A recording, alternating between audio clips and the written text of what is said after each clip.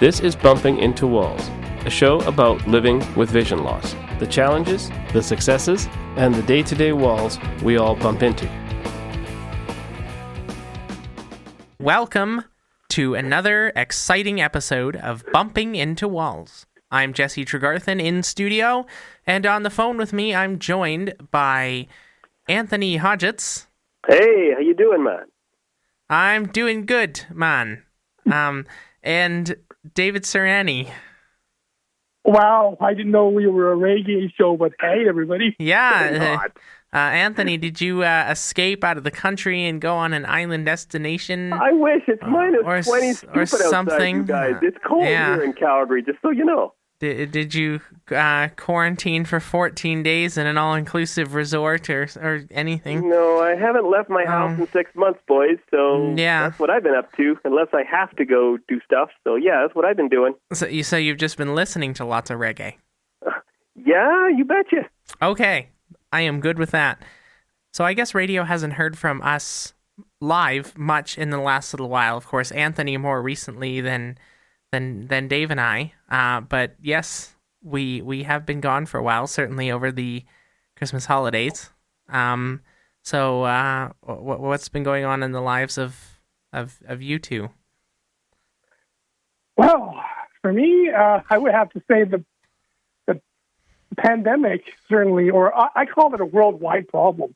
Yes, has certainly slowed things down for me. But of course, being an avid amateur radio operator, that has been keeping me busy, been able to make contacts or whatever. But other than that, a lot of walking. And my better half, she's been doing some baking. That was before Christmas. Lucky me. I'm coming to your house, man. And you're not far from me, so I might just not show up at your house until the COVID goes away, but yum. So unfortunately for me, I just went to the doctor today, guys, and I have to admit, COVID has made things a lot different. We come in, the first thing we do, we walk in, and of course, I'm with my roommate, and of course, what does receptionist do? Wait at the door. Well, we do that, but unfortunately, she's talking to one of us. But she doesn't tell us who she's talking to. I can't tell because she's behind this shield thing that I can't hear where people are.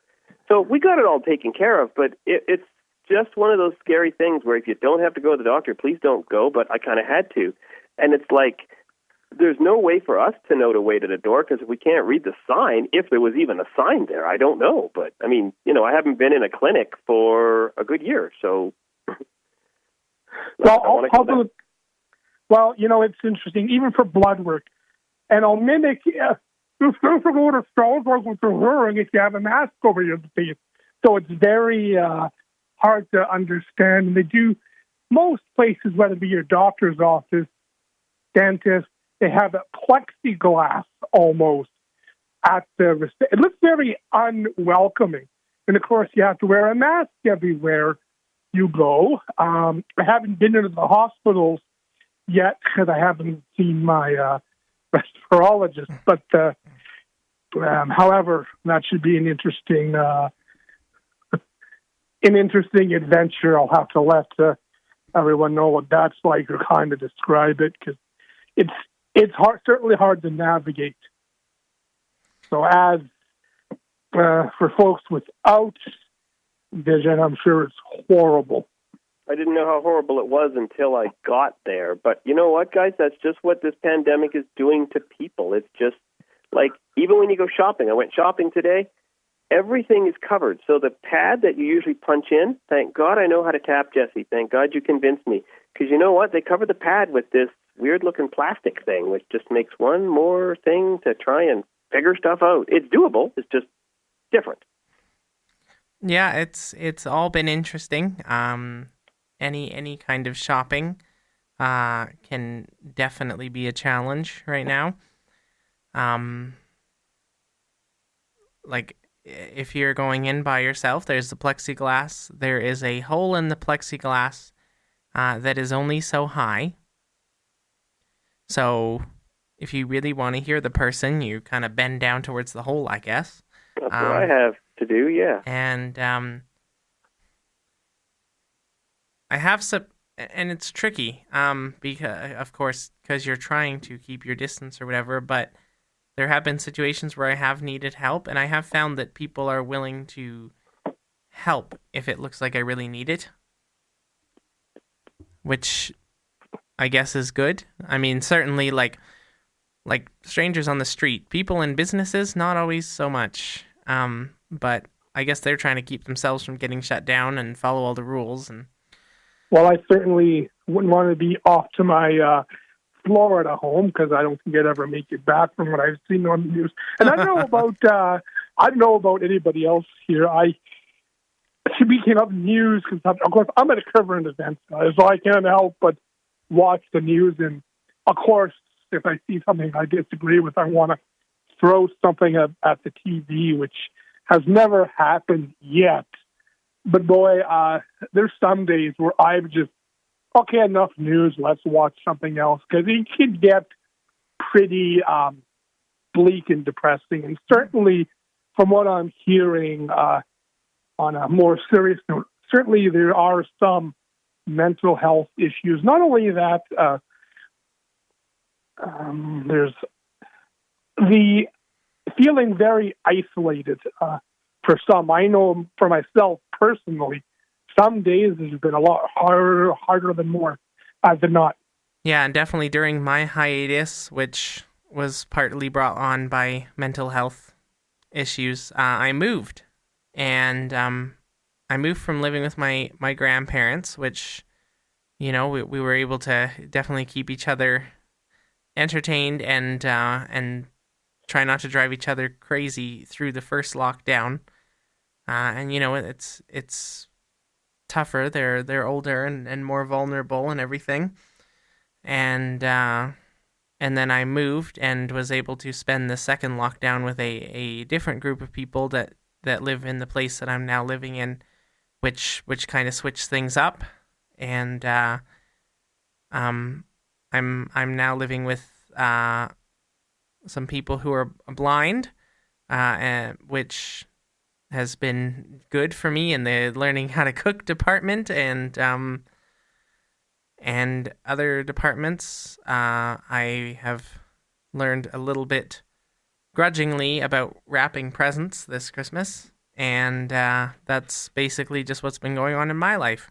Christmas Day, I came out of the house and skated down the driveway and finished up on my back. So did you do a triple salchow? No, I did not. I don't even know what the heck that is. It's some skating move I don't know much about, but apparently it's hard to do. Dave, you might know more about it than I do. You see, so you might have seen it. I felt like I might have broken my triple salchow, but I see. But I'm kind of wondering if Anthony knows about skating moves. If we should put them on the ice to keep the folks like to, Anthony skating. I think that's an episode on its own. Yeah, that could be an interesting segment for the show. Anthony figure skating. But, down the road, we're looking to maybe talk to some skateboarders, and one of the things they asked me was, when you do this, you want to come learn how? And I went, sure. So, yes, you and the rest of the team might be learning how too, so this could be a fun episode in the future. We've taken recorders on a try-shaw. Yes. We have. But I don't think we'll be taking a recorder while you're skateboarding. I think that would be a little risky. I took a recorder home to fight with my Google. I suppose anything is possible within the limits of the station and their gear. Good insurance on me. Adam, sorry, we don't have enough insurance for these. Too bad. Hey, if you strap that puppy up right, it would probably be okay. I don't know if you'll get me on a skateboard again because I never really learned the knack of skateboarding, but I used to sit on them and go down the hill. Until one day I sat on it and pushed off and took off down the hill, crashed into a bike that was laying at the bottom of the hill, and ended up on my keister. Who was the silly person who left the bike at the bottom of the hill knowing you were coming down? I don't know, probably one of my siblings. It had been there for a while. Oh, okay. So it wasn't like someone put it in my path. Oh, well, that's good. It was just there But, just because it was. That was the end of that for me. Same with tricycling. I used to do that as well until I came down a hill and lost control of my wheel and tipped over. I like the big wheels. When I was a little kid, I had a plastic big wheel. Except if you go too fast and you get it going in a circle and then you pull your brake, you will fall off. Yeah, it sounds like something that would happen. Yeah. But I certainly did have fun on my tricycle, and if my yard hadn't been so cluttered, I probably could have kicked some serious butt on that thing. But what about you, Dave? Are you scared of tricycles, or are you all right?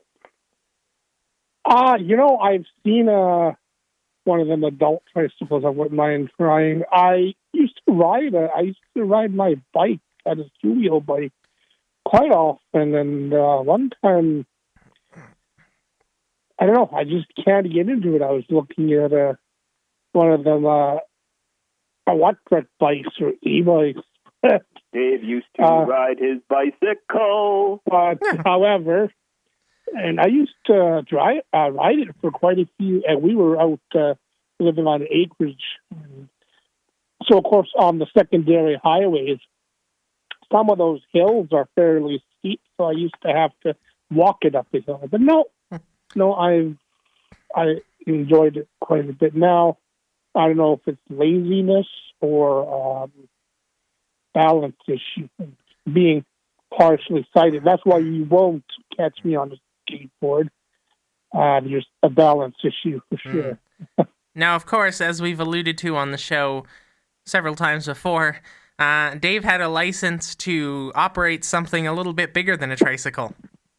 Oh, that's right. That's right. I did hold a driver's license for a good 12 years of my life. Refer back to our It's Been a Year show where you can hear Dave getting in an awful car crash. It was like he was in an 18-wheeler and went over another car. There was something going on there.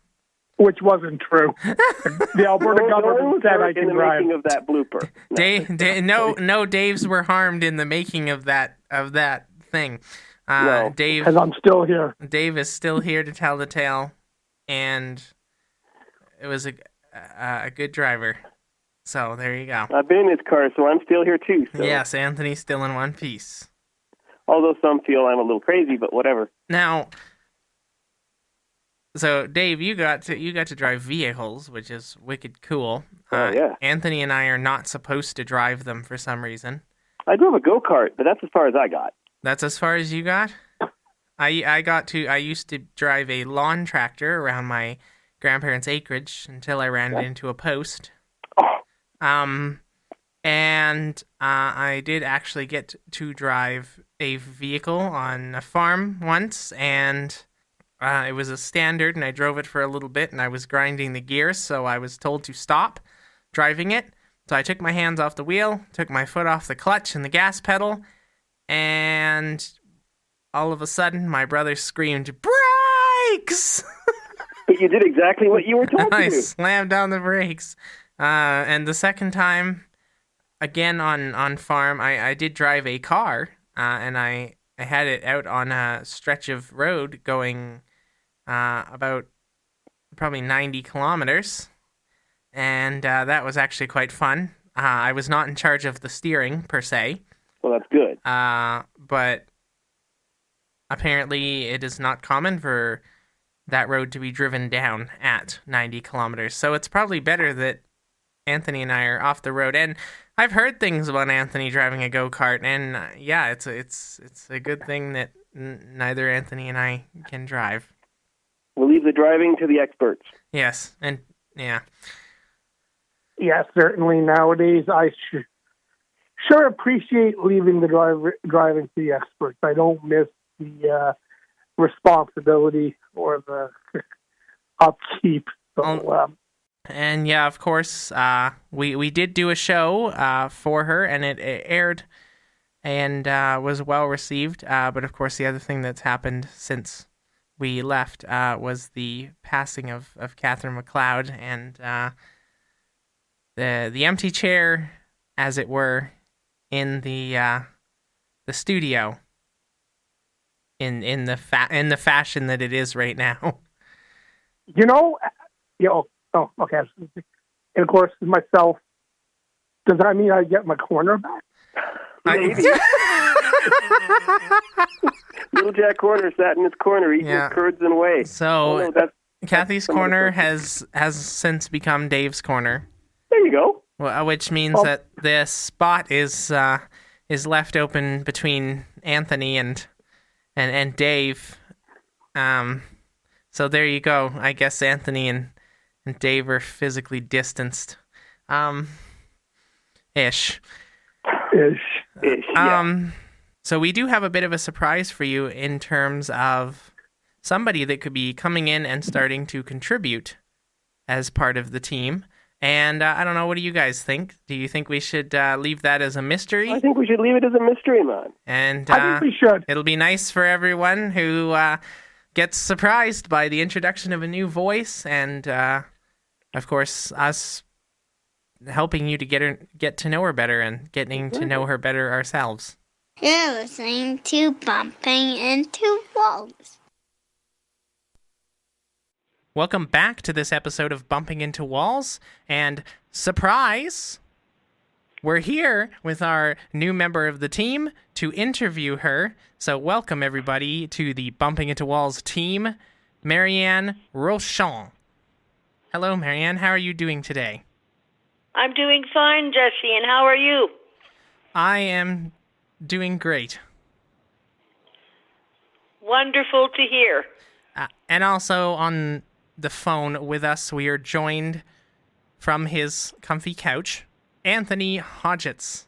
How are you doing today, sir? I am doing fine, and I'm sitting in my desk chair. Yeah, I'm doing just fine. Well, that's good. So we thought this would be a great opportunity to sit down with our new team member and get to know her a little better. So, Marianne, please do tell us, firstly, what got you involved with Bumping into Walls?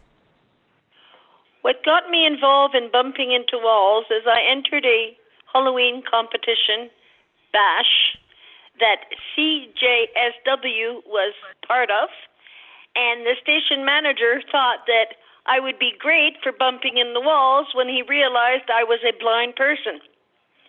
So he asked me if I'd want to join, and I'm very interested, and he tweaked my curiosity, so I am so happy to be on the team with you guys. And I have a different perspective on everything, and I want everyone to know what it is like to live in my world. So that's it in a nutshell.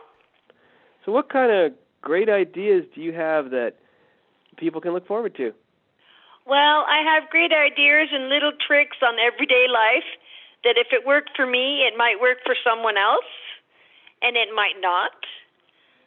So I'm just going to put it out there and also talk about the pros and cons, because there's a lot more than I'd like to admit, and I have to put it out there. So what's your sort of more long-term story? What's the story of Marianne? What's the story of what got you to here? I was born blind, and at the age of not that I want to give my age away, I had a severe, severe headache, and I went to lie down, and then I got woken up by this severe headache 2.5 hours into my little nap. The headache was 100 times worse. I rushed to the hospital, and within 7 hours, I was blind. And they diagnosed me with rubrotic glaucoma. So now, I live with that disease every day. It's difficult to manage because I can't control the natural barometric pressure that dictates what type of day I'm going to have, because it is a pressure and light-sensitive disease.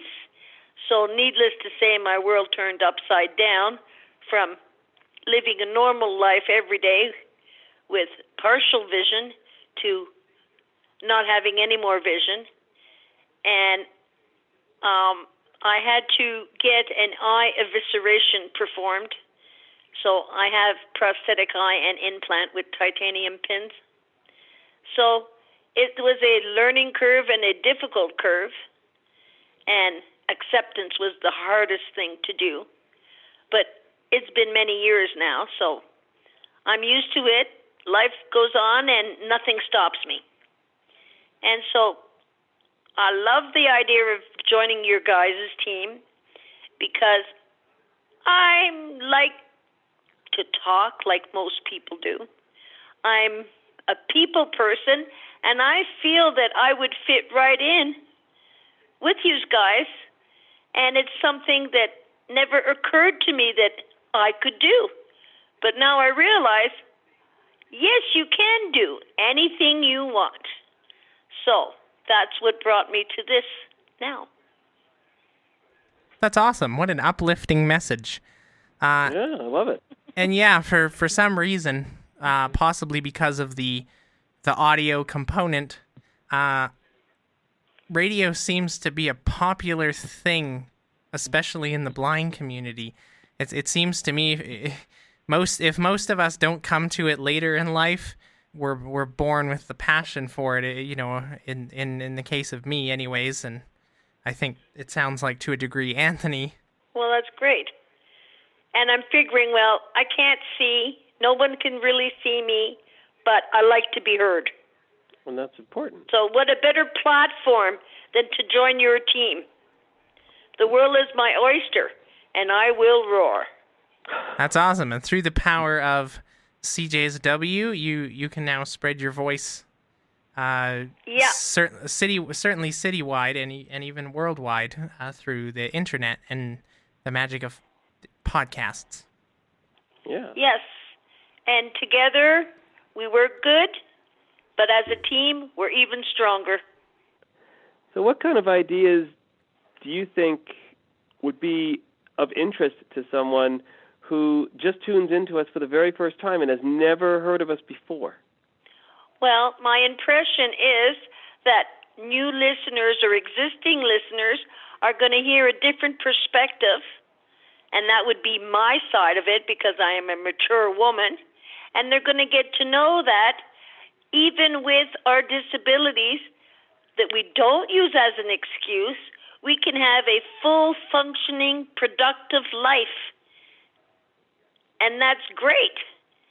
And we get to spread the word that being blind is not the worst thing in the world. Yeah, being blind is definitely not the end of the road. Or it doesn't have to be anyways. Exactly. So I just want listeners to know a different perspective, and some are gonna say, oh, she's boring. Some are gonna say, oh, I did not know that. And some are gonna say, she's really cool. This is my new station that I'm always gonna listen to. And I hope that what I can contribute brings listeners in. So when you went blind, did you have any role models that you went, I want to do what whoever is doing, or I think that whoever is doing a great thing. I want to at least try that. Did you have any of those? No, I didn't have any role models because after my eye evisceration, I went into a deep depression. Why me? Why did this happen? It's not fair. The whole rigmarole that everybody goes through when something upheavals and just changes their world completely. And I lost a lot of my independence, lost my license for life, couldn't do this, couldn't do that. You have to learn how to adjust. I had to get my brain to teach me, you're blind now, this is how you got to do things, and you can just keep improving so that your life is better every day. And that's never ending. Even now, after all these years, I'm still learning and doing things to make everyday life better.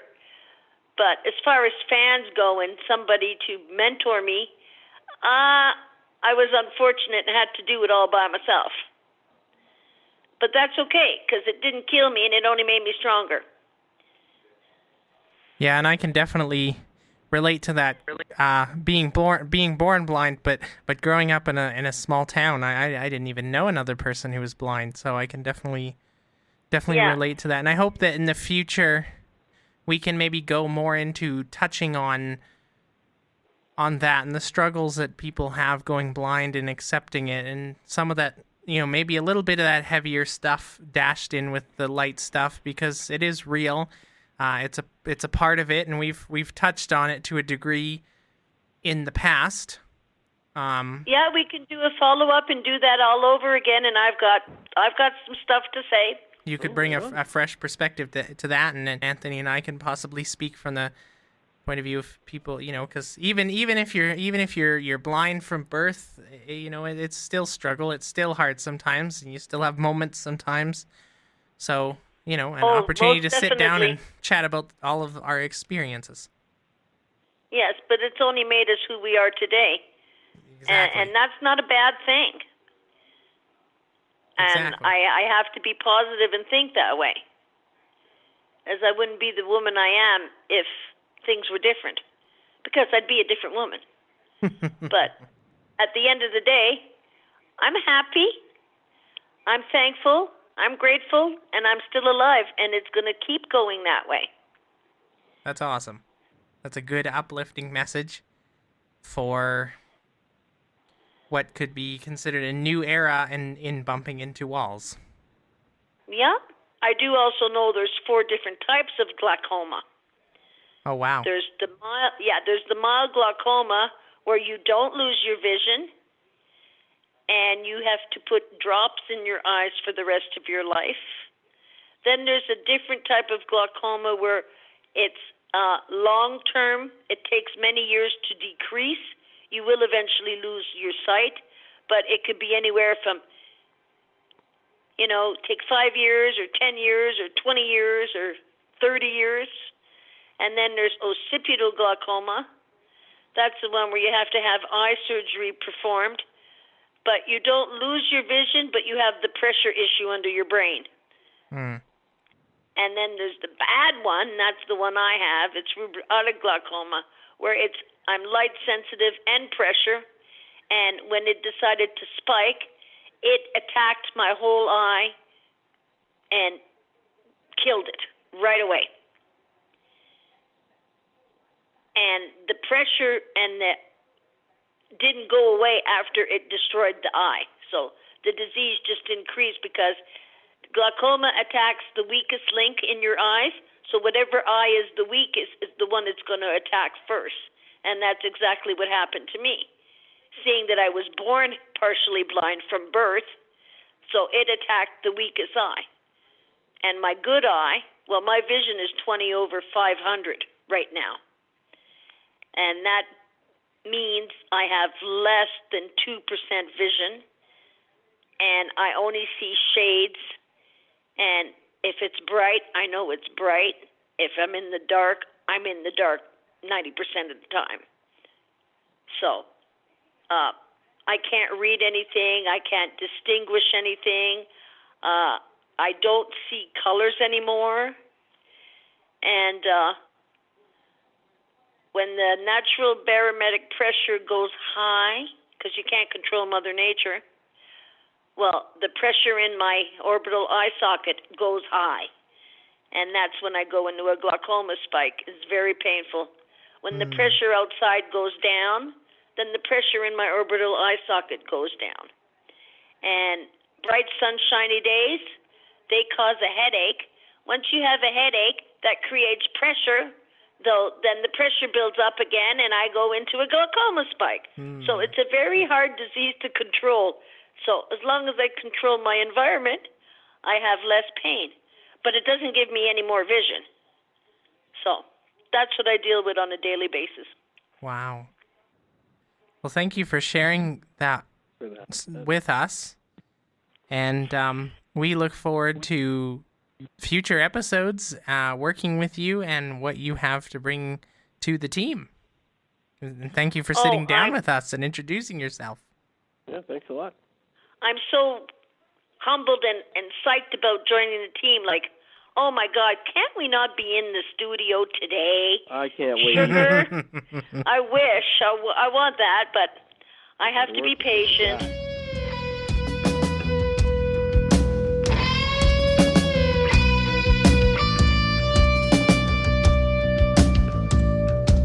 Tune in next time to see what people, places, or things we've been bumping into. To contact Bumping Into Walls, find us on Twitter at @into_walls. or send us an email at bumpingintowalls@gmail.com. You can also check out our website, bumpingintowalls.wordpress.com. Bumping Into Walls is produced, edited, and hosted by Jesse Tregarthen, Anthony Hodges. and Catherine McLeod.